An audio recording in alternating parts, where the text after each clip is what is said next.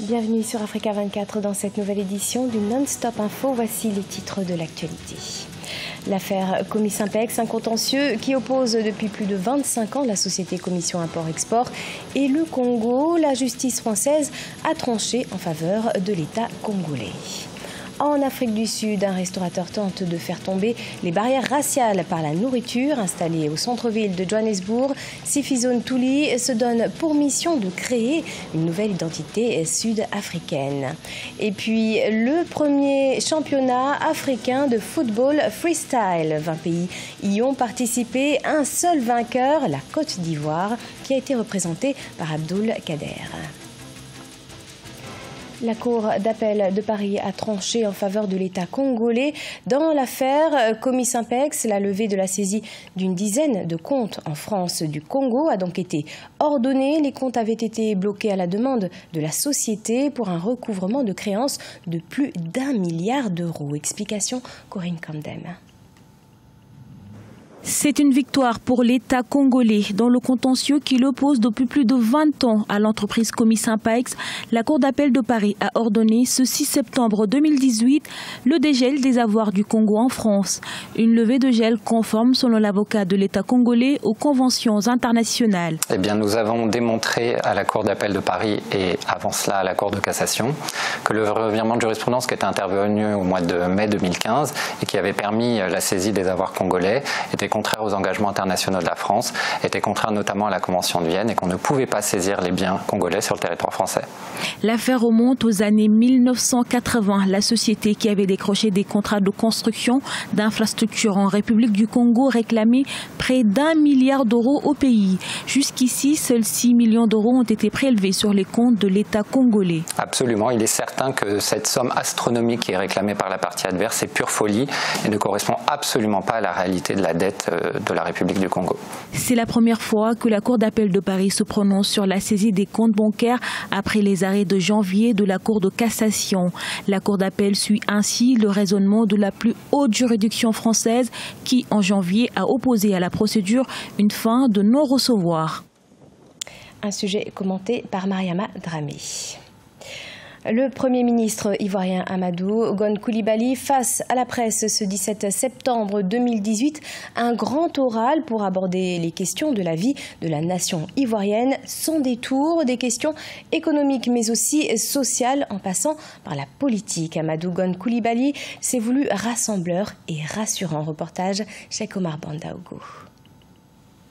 Les élections municipales et régionales en Côte d'Ivoire sont prévues se tenir le 13 octobre 2018. Alors que la classe politique discute de la nécessité ou non de réformer la CEI, la commission électorale indépendante, le Premier ministre Amadou Gon Coulibaly, lui, estime qu'il n'y a pas matière à débattre. La composition des CEI locales, c'est 4 personnes de l'opposition, 4 personnes de la majorité.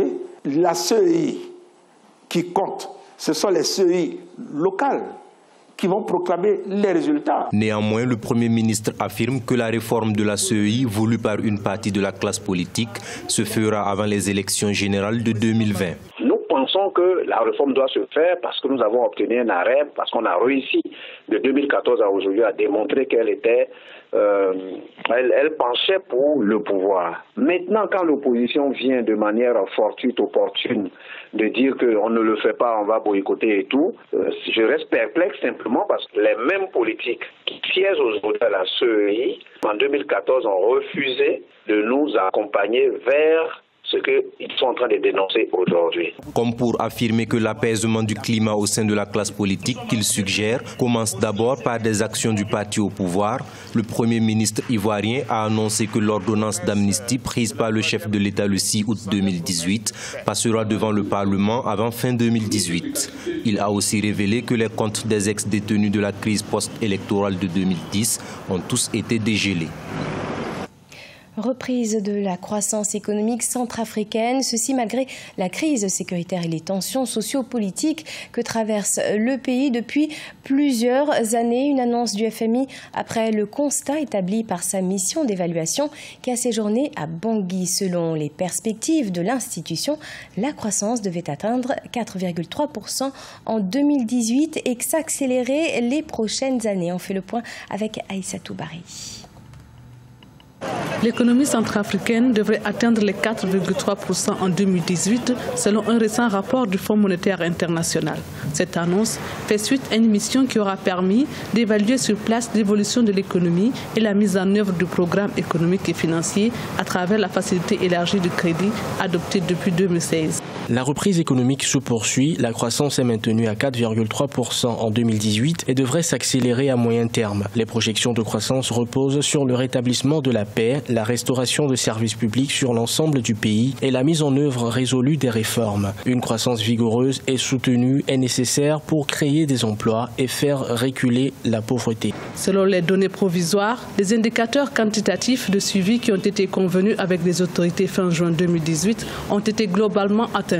Le FMI a donc approuvé un nouveau décaissement qui porte le montant total des décaissements au titre de l'accord après de 123,7 millions de dollars. Les réformes financières commencent à apporter leurs fruits, l'assainissement des finances publiques, réduire les dépenses de l'État, la réhabilitation des infrastructures routières et également les moyens de télécommunication, favoriser l'essor du commerce. C'est dans ce cadre-là que les investisseurs interviennent et il faudrait continuer à assurer le plaidoyer pour que d'autres investisseurs puissent venir aider la République centrafricaine, appuyer son économie pour que ces acquis-là puissent demeurer. Le Fonds monétaire international invite les autorités centrafricaines à renforcer le recouvrement des recettes publiques, à accélérer le renforcement de la gouvernance et de la transparence ou encore de poursuivre des réformes structurelles visant à améliorer le climat des affaires. Les inégalités demeurent toujours en Afrique du Sud, 24 ans après la fin de l'apartheid. Disparité salariale, des espaces réservés uniquement aux Blancs. La ségrégation est aujourd'hui illégale, mais le système ségrégationniste est ancré dans les mœurs. Pour tenter de changer cela, un restaurateur de Johannesburg a créé un lieu unique qui accueille tout le monde. Voyez ce sujet de la rédaction. Signifie être sud-africain. Sifizone Touli tente de le définir. À travers sa cuisine, il cherche à rompre les barrières raciales en innovant et en rendant la nourriture sud-africaine accessible à tous. Nous essayons, à travers la nourriture, la musique, l'art en général, de créer une nouvelle identité sud-africaine. Et je pense personnellement que la cuisine est un bon endroit pour commencer. Le Roving Bantu propose une cuisine afro-soul food qui mélange des plats traditionnels sud-africains tels que des tripes et des têtes de mouton avec des recettes panafricaines comme le poulet épicé jamaïcain, mais aussi des plats végétariens. Un véritable melting pot culinaire qui rencontre de plus en plus de succès. Ce restaurant fait partie des endroits à Johannesburg où les choses commencent à changer.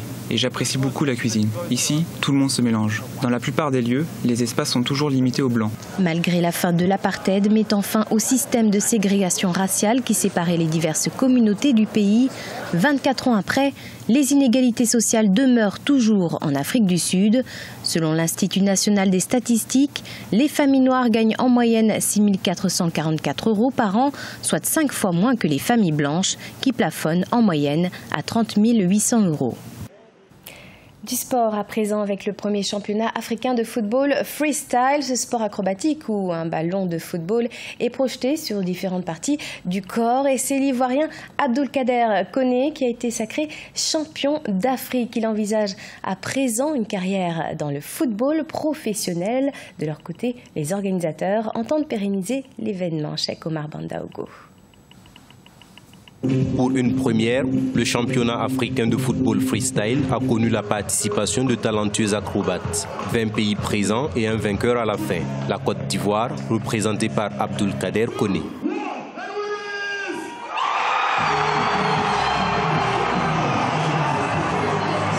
Je suis vraiment heureux. Je n'ai pas de mots. Et après ça, moi je compte jouer au football. Et essayer d'apprendre beaucoup de jeunes aussi en Afrique. Le football freestyle se définit comme un sport d'habileté et d'expression. Un sport devenu populaire dans d'autres parties du monde auquel le Nigeria veut donner une nouvelle dimension. Il s'agit de créer un environnement favorable permettant à ces jeunes talentueux d'avoir un mode de vie durable. En gros, nous voulons les développer au point de faire d'eux des superstars pour que les particuliers et les entreprises puissent les engager dans les cadres d'activités qu'ils organisent.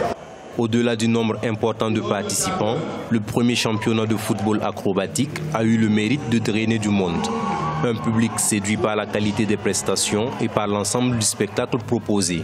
Pour sûr, ils seront de nouveau servis, car c'est ainsi parti pour une compétition qui se tiendra chaque année.